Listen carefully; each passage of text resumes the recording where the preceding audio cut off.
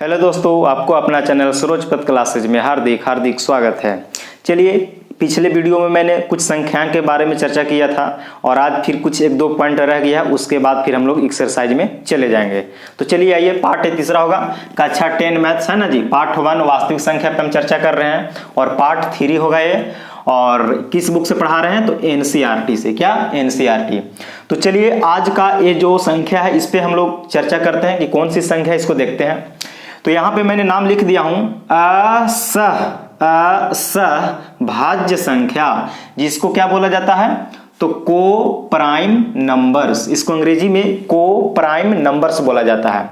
तो असहभाज्य संख्या किसे कहते हैं ना, एक सवाल आया कि असहभाज्य संख्या किसे कहते हैं। तो मैंने इसका परिभाषा लिखा हूं, आप लोग भी लिखिए कॉपी निकाल के कि वैसी दो संख्याएं, कै संख्या लेना है? दो। तो वैसी दो संख्याएं जिसका महसा, जिसको अंग्रेजी में HCF कहते हैं, जिसका महसा बराबर 1 हो जाए, जिसका महसा 1 आ जाए, उसको हम लोग असहभाज्य संख्या कहते हैं। तो कितना संख्या को लेना है? 2 संख्या लेना है। कहीं से भी 2 संख्या लीजिए आप उठा के प्राकृतिक संख्या में से, और उन वैसी 2 संख्या लेना है जिसका महसा कितना हो जाए? 1 हो जाए। तो 2 संख्या लीजिए, एग्जाम्पल इसको करेंगे तो आप लोग के पूरा क्लियर हो जाएगा। हम 2 संख्या ले लेते हैं, 4 और 9। 4 और 9, देखिए 2 संख्या लिए तो 4 और 9 का जब हम लोग HCF निकालेंगे तो इसका कितना आएगा? तो कहिएगा कि 1 आएगा। देखिए 4 से 9 में भागा दीजिएगा तो 4 भाग विधि से निकालते हैं HCF। 4 दूनी 8, 1 से 4 में, फिर 1 चौके 4 कट गया, मासा में आने वाला आंसर होता है भाजक, यानी कि इसका मासक कितना आएगा HCF? 4 और 9 का HCF कितना आएगा जी? तो 1। तो एक ऐसा संख्या होगा 4 और 9, बोलेगा कि असहभाज्य संख्या होगा। दूसरा एग्जांपल देखिए और समझिए, जैसे बोले कि 4 और 25 ले लीजिए। तो 4 और 25 का जब हम लोग HCF निकालेंगे, 4 और 25 का HCF निकालेंगे, 4 और कितना का? 25 का, तो 4 से भागा 25 में देंगे। तो 4 छक 24, 1 से 4 में, तो फिर 1 चौके 4, यानी कि 1 आया। यानी कि इसका परिभाषा ये हो कि वैसी 2 संख्या लेना है, वैसी 2 संख्या जिसका HCF 1 अगर आ गया तो समझिए कि वो कैसा संख्या हो गया? तो असहभाज्य संख्या हो गया। असहभाज्य संख्या हो गया, को प्राइम नंबर कहलाएगा। अब हम इसका जो बेसिक था, इस पे सवाल बहुत आते हैं, तो देखते हैं कि कैसे कैसे इस पे सवाल आते हैं। हम आपको सवाल इस पे एगो करवा देते हैं कि कैसे पूछा जाता है। क्लियर? आगे बढ़ते हैं तो देखते हैं। तो देखिए मैंने सवाल यहाँ पे लिख दिया। सवाल ऐसी बिहार बोर्ड में पूछा जाता है, कैसे? तो देखिए, इनमें से कौन असहभाज्य संख्या है? इनमें से कौन असहभाज्य संख्या है? तो मैंने 4 ऑप्शन दे दिया। पहला ऑप्शन है 4,8, बी ऑप्शन है 3,9, सी ऑप्शन है 4,16, डी ऑप्शन है 3,7। तो हम इन लोग के बारी बारी से क्या निकालेंगे? दोनों सबका HCF निकालेंगे, और जिसका HCF 1 आ जाएगा उसको हम लोग कहेंगे कि वही ऑप्शन होगा।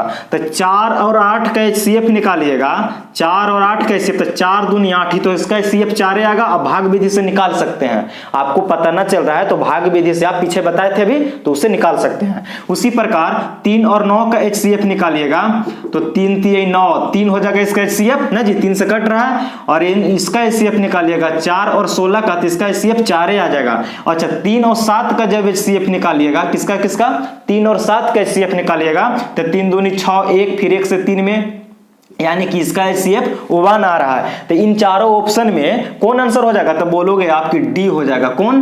डी हो जाएगा, डी। यानी कि 3,7 है, सो असहभाज्य संख्या है। क्यों? कि इसका HCF कितना आ रहा है? 1 आ रहा है। और कुछ सवाल है जो मैंने कल पढ़ाया था पिछले वीडियो में, और आज की वीडियो में उससे हम कुछ सवाल लेके आते हैं और आप लोग को थोड़ा सा डिस्कस कर देते हैं, तब फिर हम आगे बढ़ जाएंगे।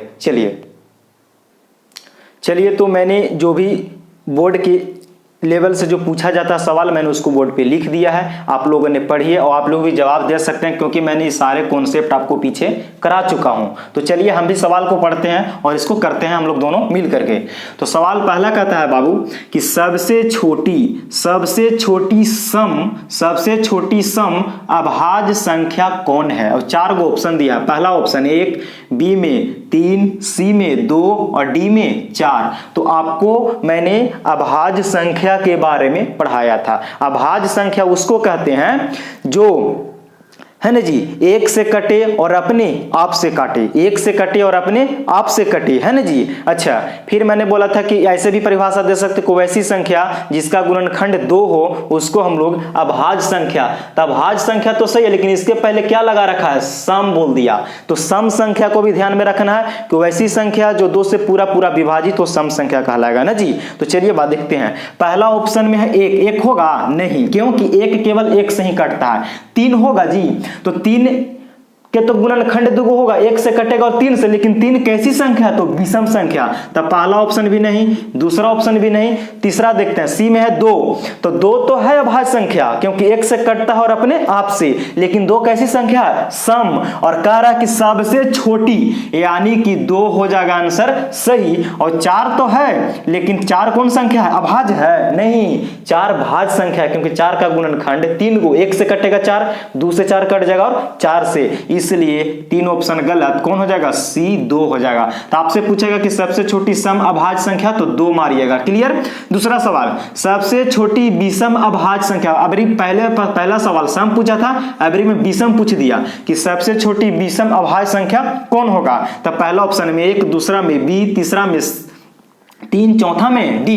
तो 1 तो होगा नहीं क्योंकि 1 तो न सम है, सॉरी न 1 ना तो भाज्य है ना अभाज्य है, ऐसे जान बताते हैं अभी। और बी होगा 4 होगा जी, 4 कभी विषम होगा नहीं, दी तो इसी ऑप्शन कट जा रहा है। सी में देखिए कि 3, तो अभाज्य संख्या तो 2 गुणनखंड होना चाहिए, 1 से और 3 से, तो 3 तो हो रहा है, लेकिन 3 सम है कि विषम, तो बोलेगा कि विषम, यानी कि सी ऑप्शन होगा। क्यों कि सवाल में सबसे छोटी भी बोला है ना जी, ये भी ध्यान रखना है। 5 भी हो अभाज्य संख्या लेकिन 20 में है, लेकिन वो 3 से क्या है, बड़ा है। हमसे सवाल में पूछा सबसे छोटी ना जी, इसमें भी पूछा था सबसे छोटी, इसमें भी सबसे छोटी, तो 3 ऑप्शन सही हो जाएगा, डी गलत हो जाएगा। तीसरा सवाल देखिए, सबसे छोटी सम भाज्य संख्या कौन है। तो बोलिए भाज्य संख्या किसको कहते हैं, जिसका गुणनखंड कम से कम है ना जी 2 से अधिक होना चाहिए, 2 को भी नहीं, 2 से अधिक होना चाहिए। तो पहला ऑप्शन होगा, देखिए तो सबसे छोटी भी पूछ रहा है, सबसे छोटी और सम भी पूछ रहा है भाज्य संख्या। तो 4 का गुणनखंड 1 से कटेगा, 2 से और 4 से, है ना। सबसे छोटा 6 तो है सम लेकिन 4 से बड़ा है, 2 तो है लेकिन भाज्य संख्या नहीं है, 2 अभाज्य संख्या। यहाँ पे देखें ना भी। अच्छा 7 तो है विषम, तो ऐसे भी नहीं होगा, इसका ऑप्शन कौन हो जाएगा, ए हो जाएगा। अगर कोई पूछेगा कि सबसे छोटी सम भाज्य संख्या कौन होगा, तो आपका ऑप्शन ए 4 हो जाएगा। चौथा सवाल, सबसे छोटी विषम, सबसे छोटी विषम, बड़ा की बात हम नहीं किए, सब में देखिए सबसे छोटी बोले हैं। क्लियर। बड़ा निकालना असंभव है ना, अनंत नहीं कहेंगे लेकिन असंभव है, ज्ञात नहीं किया जा सकता है, इसलिए हम इसको लिखें सबसे छोटी। तो सबसे छोटी विषम भाज्य संख्या कौन होगा, तो 4 तो होगा नहीं जी, कहा कि 4 सम है, हमको निकालना है विषम। 7 होगा, तो 7 का गुणनखंड 1 से कटेगा और 7 से, यानी कि 2 गो, हमको चाहिए 2 से अधिक गुणनखंड, 7 भी नहीं होगा। 9 होगा जी, 9, तो 9 का गुणनखंड 1 से कट जाएगा, 3 से कट जाएगा और 9 से कट जाएगा, तो यानी कि 9 सबसे छोटी विषम भाज्य संख्या होगा। कौन, 9। 5 नहीं होगा क्योंकि 5 का गुणनखंड 1 से कटेगा और 5 से कटेगा, तो ये वाला नहीं होगा। उम्मीद करते हैं कि चारों सवाल बहुत भी आई है जी आपको बिहार बोर्ड के एग्जाम के लेवल से, और इसमें से कोई ना कोई क्वेश्चन जरूर आते रहता है, तो आप लोग इसको प्रैक्टिस कर लीजिएगा। हम समझा भी दिए, इसको पीछे परिभाषा भी लिख दिए थे। अब क्वेश्चन हम थोड़ा सा आगे बढ़ते हैं, चलते हैं। ठीक, अब आप लोग के यहां से बुक स्टार्ट हो जाता है। अभी तक जितना भी मैंने पीछे बताया सब के सब बेसिक था। अब यहां से देखिए, आपका एक एनसीईआरटी में दिया है प्रमेयिका। क्या दिया है जी, प्रमेयिका, जिसको हम लोग अंग्रेजी में लेमा कहते हैं। क्या कहते हैं, लेमा। तो प्रमेयिका है क्या, प्रमेयिका है क्या, आप लोग इसको आगे पढ़ेंगे भी इसके बारे में, तो हम लोग जानेंगे कि प्रमेयिका क्या है। तो पढ़िए इसको, लेमा जिसको अंग्रेजी में कहते हैं। प्रमेयिका एक सिद्ध किया हुआ प्रमेयिका एक सिद्ध किया हुआ कथन होता है और इसे एक अन्य कथन को सिद्ध करने में प्रयोग करता है। मतलब कि प्रमेयिका जो कथन है, प्रमेयिका जो है ये प्रमेयिका एक सिद्ध किया हुआ कथन है, यानी कि इसको सिद्ध करने की जरूरी नहीं है, पहले से सिद्ध किया हुआ है और इसी के सहारे, किसके सहारे, तो प्रमेयिका के सहारे इसे एक अन्य मतलब दूसरा कथन को सिद्ध करने में सहायता करता है। क्या करता है? सहायता करता है। जैसे कि मान लीजिए कि ये जो मेरे हाथ में एक कलम है, तो मैंने तो इसको नाम दे रखा है ना पहले से कि इसको क्या बोलना है, कलम है यानी मार्कर है। तो इस मार्कर के सहारे हम किसी दूसरे चीज को, है ना जी, लिखने में या समझाने में या किसी को काम करने में, इसको सहारे हम काम लिख सकते हैं, लिखने में मदद कर रहे हैं। क्या कर रहे हैं? लिखने में मदद। यानी किसी प्रकार प्रमेयिका एक कथन है जो पहले से सिद्ध किया हुआ है और किसी दूसरे कथन को सिद्ध करने में प्रमेयिका क्या करता है हमारी, तो सिद्ध करने में प्रयोग करते हैं हम लोग इसको। ठीक है, प्रमेयिका के बारे में समझ गए। अब अगला पॉइंट के बारे में समझते हैं, उसको देखते हैं। ठीक, चलिए आगे हम लोग देखते हैं अगला पॉइंट क्या है। अगला पॉइंट क्या है? यूक्लिड विभाजन प्रमेयिका। यूक्लिड विभाजन प्रमेयिका। प्रमेयिका के बारे में मैंने पीछे भी डिस्कस किया कि एक कथन सिद्ध किया हुआ पहले से है और किसी दूसरे कथन को सिद्ध करने में इसको हम लोग प्रयोग करते हैं। क्लियर? तो अगला है यूक्लिड विभाजन। क्या है जी? यूक्लिड विभाजन और फिर प्रमेयिका। तो इसको हम लोग पढ़ते हैं कि इसको कैसे क्या उपयोग करना है। तो देखिए मैंने यहाँ पे लिखा हूं, है ना जी, कि दो धनात्मक पूर्णांक, दो धनात्मक, हम ऋणात्मक नहीं बोले हैं, धनात्मक के मतलब पॉजिटिव होना चाहिए और ऋणात्मक के मतलब नेगेटिव होना चाहिए। तो दो धनात्मक पूर्णांक के बारे में मैंने पीछे बता दिया है ना। तो वैसा दो संख्या जो धनात्मक पूर्णांक है ना जी, तो हमने यहां पे माना है ए और बी। तो दो धनात्मक पूर्णांक ए और बी दिए रहने पर ऐसी अद्वितीय पूर्ण संख्याएं Q, क्या? तो Q और R उपस्थित हैं कि अद्वितीय के मतलब कि कोई दूसरा नहीं, सिर्फ वन। अद्वितीय के मतलब उसके जैसा और कोई नहीं। तो ऐसी अद्वितीय पूर्ण संख्या Q और R उपस्थित हैं कि, तो यहां पे मैंने एक समीकरण लिखा हूं, A बराबर BQ प्लस के R, और फिर यहां पे लिखे हैं कि 0 से बड़ा या बराबर होगा R लेकिन B से छोटा होगा, लेकिन B से छोटा होगा। जैसे हम लोग इसको कोई पूछेगा, क्या इसको पूछा जाता है एग्जाम में, सब बता रहे हैं, पूछेगा कि यूक्लिड विभाजन प्रमेयिका का कथन लिखें। यूक्लिड विभाजन प्रमेयिका का कथन लिखें तो इसका समीकरण नहीं होता है a बराबर BQ प्लस R, a बराबर BQ प्लस R। जैसे इसको समझते हैं कि यहाँ पे कोई संख्या a है ना जी, जिसको हम लोग b से भागा दे रहे हैं, जिसमें भागफल q प्राप्त होता है और शेषफल r प्राप्त होता है। शेषफल कितना? r प्राप्त होता है। इसको हम लोग समझते हैं, जिसको से भागा देते हैं बाबू उसको हम लोग भाजक कहते हैं, जिसमें भाग देते हैं उसको भाज्य कहते हैं, और जितना इधर प्राप्त होता है उसको भागफल कहते हैं, और जितना इधर आता है उसको हम लोग शेषफल कहते हैं। क्या कहते हैं? शेषफल कहते हैं। तो इसी बात को घुमा के यहाँ पे नाम दिया गया है क्लास 10th में यूक्लिड विभाजन प्रमेयिका। और हम लोग तो बचपन में सीखवे किए थे, यानी कि भागा को रूप को यहाँ पे दर्शाया गया है। नहीं, यानी कि यहाँ पे देखिए कि हम लोग सीखे थे क्या कि बचपन में एगो फॉर्मूला कि भाज्य बराबर, तो भाज्य बराबर भाजक गुणे भागफल प्लस के शेषफल या शेष। यही फार्मूला सीखे थे कि ना सीखे थे बचपन में? तो बोलेगा कि बिल्कुल। तो भाज्य यहाँ पे कितना है? तो a, तो a बराबर भाजक b, तो b गुना भागफल तो q और प्लस शेष तो r। देखिए तो यही समीकरण प्राप्त हो रहा है, यही ना हो रहा है, यानी कि भाज्य बराबर भाजक गुने भागफल जोड़ शेष के रूप को ही हम लोग यहाँ पे यूक्लिड विभाजन प्रमेयिका के नाम से जानते हैं। इसको हम लोग दो धनात्मक पूर्णांक के और b दिए रहने पर q और r उपस्थित रहेगा, तो कोई पूछेगा तो हम लोग यूक्लिड विभाजन प्रमेयिका का कथन क्या होता है, कथन पूछेगा आपसे, तो यही बोलिएगा कथन में कि a बराबर BQ प्लस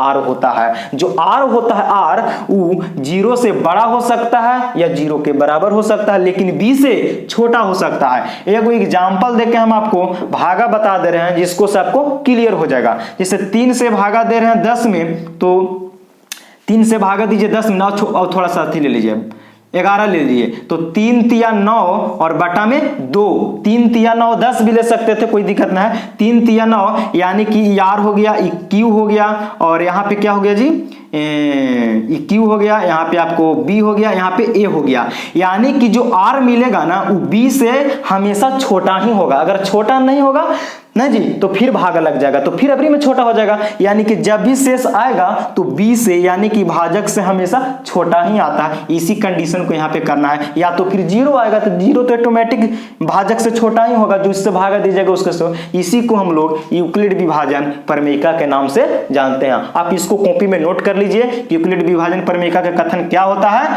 बहुत वीवीआई है कि ए बराबर बी क्यू प्लस आर, और आर जो है 0 से बड़ा या बराबर लेकिन बी से छोटा होता है। और इसी पे हम लोग आगे फिर अगला पॉइंट देखते हैं, ठीक है, ओके। चलिए आगे पॉइंट देखते हैं क्या है।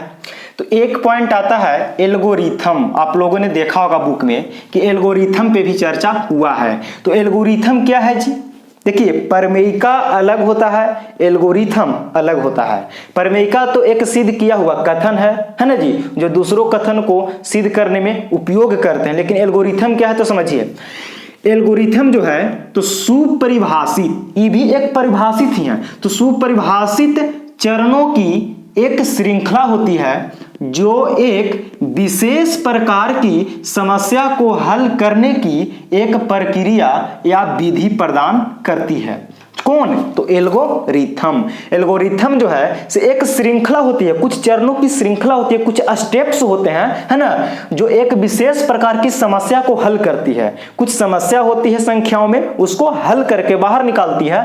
तो उस हल करने की एक प्रक्रिया जो हुआ ना, या विधि कह सकते हैं, उसी को प्रदान करती है। उसी को हम लोग क्या कहते हैं, एल्गोरिथम कहते हैं। आगे बढ़ते हैं। तो यूक्लिड विभाजन एल्गोरिथम एक होता है स्टेप। अगला पॉइंट क्या लिखे हैं, यूक्लिड विभाजन एल्गोरिथम। इसके जस्ट पीछे हम लोग देखा था यूक्लिड विभाजन प्रमेयिका, जो बिल्कुल अलग है। यहां पे हम एल्गोरिथम लिए हैं। तो क्या यहां पे लिखा गया है कि 2 धनात्मक पूर्णांकों, कैसा, तो 2 धनात्मक पूर्णांकों मान लीजिए, मान लेते हैं, तो मान लीजिए ए और बी, जिसमें एक क्या है बाबू, तो बड़ा है, किसको से, तो बी से। अरे 2 संख्या रहेगा तो कोई तो बड़ा होगा, तो जो बड़ा होगा उसको ए मान लेंगे, जो छोटा होगा उसको बी मान लेंगे।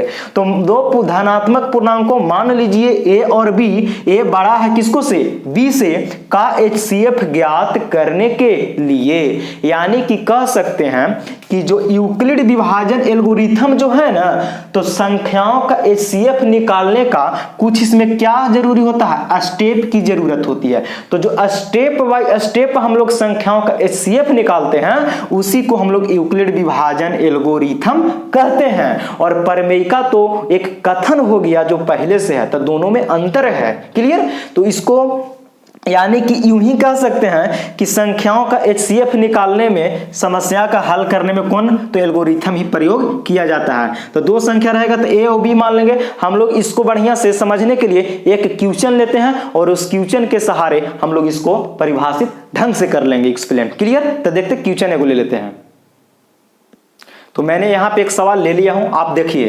कहता है कि 13 और 39 का HCF यानी कि महसा यूक्लिड, क्या बोला, यूक्लिड विभाजन एल्गोरिथम, यूक्लिड विभाजन एल्गोरिथम का प्रयोग करके ज्ञात कीजिए। हम लोग बचपन में जो सीखे थे ना, उसको यहां नहीं प्रयोग करना है। यहां पे 13 और 39 का HCF यूक्लिड विभाजन एल्गोरिथम का प्रयोग करके बताना है। तो अभी आप लोगों को देखा था कि यूक्लिड विभाजन एल्गोरिथम में 2 संख्या हम माने थे, ए और बी। तो यहाँ पे और ये भी बोले थे कि दोनों में से कोई एगो बड़ा होगा, दोनों में से कोई एगो छोटा होगा। तो बड़ा को ए मानना है, छोटा को बी। तो यहाँ पे 13 और 39 में बड़ा है 39, तो बड़ा ए को ए माने तो ए बराबर 39 हो जाएगा और बी बराबर 13 हो जाएगा।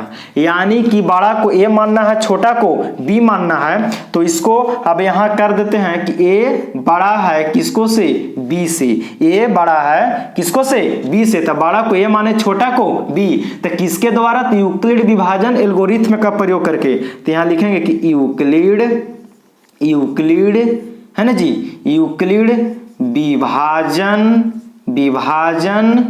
एल्गोरिथ्म। तो एल्गोरिथ्म जो है ना उस तो स्टेप्स है, लेकिन हम यहाँ प्रमेयिका लिखेंगे। क्यों प्रमेयिका लिखेंगे, तो समझिएगा यूक्लिड विभाजन प्रमेयिका एक सिद्ध किया हुआ कथन है ना जी, और एल्गोरिथम स्टेप को कहते हैं, स्टेप को जो स्टेप बाय स्टेप हल करते हैं उसको। तो यहाँ पे यूक्लिड विभाजन प्रमेयिका हम पीछे कथन बताए हैं कि ए बराबर क्या होता है, तो बोलिएगा कि बी क्यू प्लस आर, जो 0 से बड़ा या बराबर होता है कौन, आर, लेकिन बी से छोटा होता है। यही ना बोले थे। तो यहाँ ए के मान कितना है 39, तो यहाँ रख दीजिए 39, बी का मान 13 और क्यू तो पता नहीं है, तो क्यू पता कैसे करेंगे, तो इसको रफली हम इधर करके समझा देते हैं कि 13 से 39 में बचपन वाला विधि अपना लीजिए। तो 13 या 39 शेष 0, तब क्यू कितना आ गया 3 और आर का मान 0। अच्छा, तो जो यह स्टेप लेके जा रहे हैं ना, मान लीजिए कभी कट गया तब ना, और नहीं कटता तो एक स्टेप और ले जाते हैं। जब तक ले जाते हैं तब तक कि शेषफल 0 नहीं आता। तो एक स्टेप, 2 स्टेप, 3 स्टेप, 4 स्टेप धीरे धीरे करके बढ़ाते हैं सीएफ को। तो यही स्टेप को हम लोग कहते हैं एल्गोरिथम। और यहाँ पे हम लिखे यूक्लिड विभाजन प्रमेयिका के कथन से बनाना है। यानी कि कथन तो हो गया था ए बराबर बी क्यू प्लस आर, और जो स्टेप लेके जाएंगे उसी को कहेंगे एल्गोरिथम। तो यहां से जो जब कट गया तो शेषफल क्या आ गया 0। अब तो जब शेष 0 आ गया तो किसमें क्या कीजिएगा, तो इसमें अब यहाँ पे क्या होगा कि इसका जो HCF होगा किसका 13 और 39 का जो CF होगा, तो देखिए A बराबर बी क्यू, तो B और Q के मान यहाँ से 3 हो गया और शेष के मान R। तो जब जो आएगा तो वहां पे जब शेषफल 0 आ जाएगा तो B वाला ही आंसर होता है। कौन होता है, B ही आंसर होता है। तो ये 13 और 39 के CF कौन हो जाएगा, 13 मेरा आंसर हो जाएगा। 13 क्या हो जाएगा, आंसर। और एक क्वेश्चन लेते हैं जो एनसीईआरटी के बुक्स उठाते हैं। चलिए देखिए, तो मैंने अगला सवाल यहाँ पे ले लिया हूं कि 4052 और 12576 का HCF यूक्लिड विभाजन एल्गोरिथ्म का प्रयोग करके ज्ञात कीजिए। चलिए इस सवाल से भी हम लोग समझेंगे, ठीक है। देखिए, तो दोनों में बड़ा कौन है जी, तो बड़ा को ए मानना है ना जी। तो यहाँ पे देख रहे हैं कि 12576 बड़ा है किसको से, तो 4052 से ना जी। तो यहाँ पे बड़ा को मानना है ए, तो ए बराबर हो जाएगा 12576 और बी बराबर हो जाएगा कितना, तो 4052। चलिए बड़ा छोटा तो चुना गया। अब यहाँ लिखेंगे हम लोग क्या, यूक्लिड, क्या जी, यूक्लिड विभाजन एल्गोरिथम से बोल रहा है ना, तो लिखेंगे यूक्लिड विभाजन प्रमेयिका। हमेशा प्रमेयिका लिखना है जी, किसका लिखना है, हमेशा प्रमेयिका लिखना है, ना कि यूक्लिड विभाजन एल्गोरिथम लिख देंगे तो गलत हो जाएगा, ठीक है। यूक्लिड विभाजन प्रमेयिका ही लिखेंगे, क्योंकि प्रमेयिका एक सिद्ध किया हुआ कथन है, और जो एल्गोरिथम है उस स्टेप को कहते हैं जो स्टेप में जाता है। तो देखिए ना, समझते हैं अभी इसको। तो यूक्लिड विभाजन प्रमेयिका क्या होता है बताओ आप लोग, तो बोलिएगा कि ए बराबर बी क्यू प्लस के आर, ए बराबर बी क्यू प्लस के आर, जहां 0 से बड़ा या बराबर होगा आर, लेकिन बी से छोटा होता है। तो बोलिए ए बराबर यहाँ कितना होगा, तो बोलिएगा कि 12576 और बी का मान 4052 गुना, यहाँ बी और क्यू क्या चीज में है, गुना। अब क्यू का मान कैसे प्राप्त करेंगे भाई, क्यू का मान कैसे प्राप्त करेंगे, तो आपको समझाने के लिए हम इधर रफ करके समझा देते हैं, आप भी कॉपी पर रफ कीजिएगा। तो 4052 से भागा देंगे किसको में, तो 12576, यानी कि 3 बार में लगाइएगा तो लग जाएगा 3 दूनी 6, 5 तिया है ना 15 है ना जी, और फिर 3 कि तीनों 0 में 3 से गुना कीजिएगा तो 0 है ना जी, रुक जाइए, 3 बार में लगेगा तो 3 दूनी 6, 5 तिया 15 की 5 हासिल 1, 3 से 0 में तो 0, तो 1 की 1 को 4 तिया 12, 12,156 हो जाएगा। जो घटाइए तो 6 में से 6 गया 0, 7 में से 5 गया 2, 5 में से 1 गया 4 और इधर 12 में से 12 गया तो कट यानी 0 भी दे सकते हैं। यानी कि शेष कितना आया 420 आया। तो यहाँ क्या बार में लगा जी क्यू का मान 3, तो क्यू बराबर यहाँ 3 क्यू की जगह पर और शेष कितना आया तो 420। अब एक प्रक्रिया तब तक करेंगे जब तक कि शेषफल 0 ना आ जाए, चाहे जितना स्टेप में जाए, 1 स्टेप 2 स्टेप 3 स्टेप। इसी स्टेप को क्या कहते हैं एल्गोरिथम कहते हैं। तो फिर लिखेंगे क्या, तो जो यहाँ पे देखिए बचपन में भागा इसी ना करते थे, फिर इसको से भागा दीजिएगा किसको में 30 को में, यानी कि 4052 में इसी ना करके लेके जाते थे। तो यहाँ पे ऐसे करेंगे कि इसको इस साइड लाएंगे, यानी कि बी को अब ए बनाएंगे, तो यहाँ हो जाएगा 4052 और जो शेष बचेगा वो बनेगा अब क्या बी। तो शेष यहाँ कितना था 420, तो 420 से भागा देंगे इसको में तो क्यू पता चलता है। तो क्या बार में लग जाएगा 420 से जब भागा दीजिएगा तो यानी कि 9 बार में लग जाएगा। तो 0 9 चौके 36 और 9 दूनी 18, कितना होगा 9 दूनी 18 और 9 चौके 36 और 2 38, 80 हो जाएगा। सॉरी 9 चौके 36, 1 37 ना होगा जी, सॉरी। अब हटाइए तो 2 की 2, फिर 5 में से 8 जाएगा नहीं तो इसको हासिल देगा तो 15 में 60 गया 7 है ना जी, ये बचा 9, 9 में से 7 गया तो कितना हो गया 2, यानी 272 आ गया। यानी कि क्या बार में लगा 9 बार में, तो 9 और शेष कितना तो 272। अभी भी शेष 0 नहीं आया तो इसको बनाएंगे ए, 420 को आगे घसकाइए, हाँ इसको बराबर को जो इधर है ना इसको आगे घसका देना, कब जब शेष 0 नहीं आएगा तब, और शेष को फिर बना देना यहाँ पे यानी कि बी, यानी कि 272। अब 272 से भागा देंगे किस में तो 420 में, 272 से 420 में भागा दीजिएगा तो 1 बार में लगाइएगा तो 1 बार में लग जाएगा और शेष यहाँ से कितना बचेगा 272 घटा लीजिए, 10 में से 2 गया 8 है ना जी, 1 11 और 7 11 में से 7 गया 4, 3 में से 2 गया 1, यानी कि शेष बचा 148। अभी भी 0 नहीं आया तो यहाँ पे अब इसको बनाइए आगे घसकाइए, 272 हो जाएगा ए और ये बनेगा बी, तो 148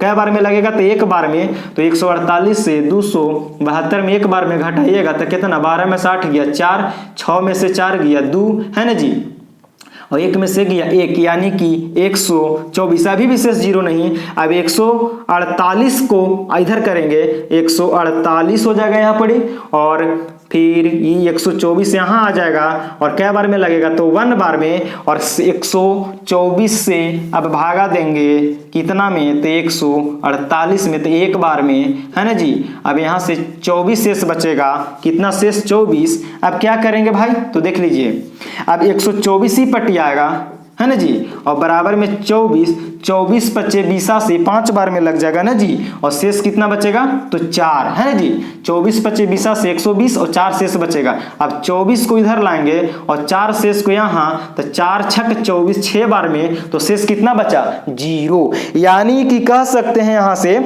कि अब जाके इसको शेषफल 0 आया तो कितना स्टेप किया, 1 step 2 step 3 step 4 step 5 step, जगह नहीं था तो यहाँ लिख दिए 6 स्टेप, यहाँ 7 स्टेप, 7 स्टेप गया नहीं जी। तो 7 स्टेप में ले जाने की जो विधि हुआ ना जी, इसको हल किए ना 7 स्टेप में यहाँ से लेके यहाँ तक, यानी कि इसी को एल्गोरिथम कहते हैं ना। हम लोग तो यूक्लिड विभाजन प्रमेयिका से तो कथन से चलिए रहे हैं। तो यहाँ पे आया शेषफल 0, तो हम बोलें कि यहाँ पे जो B बनता है ना उसी को HCF कहते हैं। तो यहाँ HCF किसका किसका निकालें तो 4052 और 12576 का HCF कितना हो जाएगा भाई, तो बोलेगा कि 4 आ जाएगा, कितना 4। और आपको जब पता नहीं चलेगा कि Q और R कैसे निकालें तो आप बचपन वाला विधि जो HCF सीखे थे उसको अपना के आप निकालते जाइए और लिखते जाइए, कब तक जब तक कि शेष 0 ना आ जाए। अगर 0 आ जाएगा तो यहाँ पे जो B का काम करेगा ना, ये A का काम कर रहा है, ये B का, और यहाँ ये ए का, ए बी का, ए क्यू का, ए आर का, तो जो बी वाला होता है वही HCF आंसर होता है। और अब आगे हम लोग एक्सरसाइज में चलते हैं। क्लियर, चलिए तो हम लोग एक्सरसाइज में आ गए है ना जी, प्रश्नावली 1.1 में आ गए। तो चलिए देखते हैं पहला सवाल क्वेश्चन का। कहता है कि निम्न संख्याओं का HCF ज्ञात करने के लिए यूक्लिड विभाजन एल्गोरिथम का प्रयोग कीजिए। आपको मैंने ऐसा 2 क्वेश्चन पीछे बताया है, उसी क्वेश्चन पे इसको भी बनाना है। पहला सवाल दिया है कि 135 और 225 का निकालिए, किस विधि से? तो यूक्लिड विभाजन एल्गोरिथम से ना जी। तो यहाँ पे लिखेंगे कि 255 बड़ा है किसको से? तो 135 से। कोई ना कोई तो बड़ा होगा, वो बड़ा देने मुंह खोल देना है। इसका मतलब होता है कि बड़ा है, जाने के ये मुंह खुला रहेगा तने बड़ा होगा, और जाने के ये मुंह बंद रहेगा तने छोटा होगा। तो बड़ा 255 था तो लिख दिए, और बड़ा को हम लोग क्या मानते हैं? तो ए बराबर 255 और छोटा को बी यानी कि 135 ना जी। अब यहां लिखेंगे क्या? यूक्लिड विभाजन एल्गोरिथम नहीं, प्रमेयिका से। क्या? प्रमेयिका से है ना जी, यूक्लिड विभाजन प्रमेयिका से। तो यूक्लिड विभाजन प्रमेयिका का कथन क्या होता है? ए बराबर बी क्यू प्लस के आर, और आर जो होता है 0 से बड़ा, या आर जो होता है ना जी, सॉरी 0 से बड़ा, आर जो होता है 0 से बड़ा या बराबर लेकिन बी से छोटा होता है, यही ना होता है। तो चलिए यहाँ ए का मान कितना? तो 255 और बी का मान 135। क्यू कैसे पता करेंगे? तो भागा देके दीजिए, भागा 135 से भागा देंगे 255 में, तो 135 एक बार में लग जाएगा। 0 12 में से 3 गया, 9 1 में से गया, कट कूट, तो यानी कि एक बार में आएगा। क्यू हो गया 1 और आर कितना है? शेषफल 90, तो यहाँ लिख देंगे 90। एक स्टेप और ले जाने पड़े, तब तक ले जाएंगे तब तक कि शेष 0 नहीं आ जाए। तो 135 को ही पट्टी पार कीजिए, 135 और आर बन जाएगा बी, तो यहाँ हो जाएगा 90। अब 90 से ज्ञात कीजिए, तो 90 से भागा दीजिए 135 में, तो 90 कम 90, 135 में से 90 जाएगा 45, यानी कि एक बार में लगा और शेषफल कितना बच गया? 45 ना जी। तो अब यहां क्या करेंगे कि अभी भी शेषफल 0 नहीं आया, तो 90 को इस साइड लाएंगे, 90 बराबर 45 को बी बना देंगे ना जी। और क्या बार में कटेगा? 45 से अब किसको में देंगे? 90 में, तो 45 दूनी 90, शेष कितना आ गया? 0। शेष कितना आ गया? 0। तो 45 से 2 बार में 90 और शेष कितना आ गया भाई? तो बोलेगा 0। देखो शेष कितना आ गया? 0 आ गया यहाँ पे। तो यहां से बी वाला आंसर होता है ना, तो यहां लिखेंगे कि HCF कितना कितना का निकाले हैं? तो 135 और 255 बराबर में कितना आंसर? तो 45 आंसर मेरा हो गया। इसी पर और क्वेश्चन इसमें दिया है दूसरा, उसको भी देख लेते हैं। क्लियर? इसको आप उतार लीजिए, कॉपी में नोट्स कर लीजिए, ठीक है। इसी प्रकार हम लोग को परीक्षा में पूछेगा और उसको जवाब देके आना है। क्लियर? दूसरा सवाल इसी में क्या है? तो दूसरा सवाल दिया है 196 और 38,220 का निकालना है। 196 और 38,220 का। तो देख रहे हैं कि 38,220 बड़ा है किसको से? तो 196 से। तो बड़ा को मानना है ए, तो 38,220, छोटा को मानना है बी यानी कि 196। फिर क्या हम लोग लिखते हैं फटाक से? यूक्लिड विभाजन प्रमेयिका, यूक्लिड विभाजन प्रमेयिका से। तो क्या होता है इसका कथन? ए बराबर बी क्यू प्लस से, हर एक बार इसको लिखना है, बी क्यू प्लस आर, और जो आर होगा 0 से बड़ा या बराबर होगा लेकिन बी से छोटा होगा ना जी। ए बराबर है ना जी। तब इसको लिखेंगे, ए का मान कितना? 38,220 और बी का मान 196। क्यू कैसे निकालेंगे? तो आपको रफ में इसको काम करना होगा, यानी कि 196 से भागा देना होगा 38,220, तो इसको लगाइए, पहले एक बार में लगेगा, लगा लीजिए 196, 12 में से 6 गया 6 है ना, 7 में से 9 नहीं जाएगा तो 17 में से 9 जाएगा 8, ये 2 में से 1 गया 1, 186 ऊपर से उतरेगा 2, तो कै बार में लगेगा यहाँ से, तो 9 बार में लगाइए, 9 बार में लगेगा। 6 9 54 की 4 5 9 9 81 और 5 86 है ना जी, और 9 1 कम 9 और 8 17 1764, घटाइए 12 में से 4 गया 8 और ये 5 में से 6 ना जाएगा, 15 में से 6 गया 9, 7 में 7 गया 0, 1 में से कीजिए कट कूट, इधर बचेगा ऊपर से उतरेगा 0, 980 कै बार में, तो 5 बार में। 6 पचे 30 के 0, 9 पचे 45 और 3 48, 4 5 एकम 5 4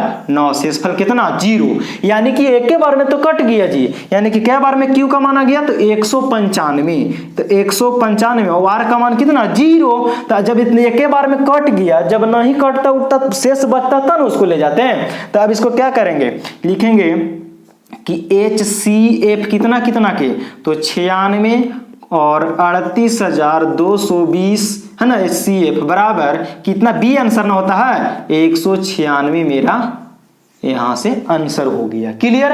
और एक सवाल इसमें बचा हुआ है, उसको भी देख ही लेते हैं है ना, तो आप उसको ट्राई भी कर सकते हैं। उम्मीद करते हैं कि आपको ये कैसा लगा वीडियो, कमेंट में जरूर बताइएगा।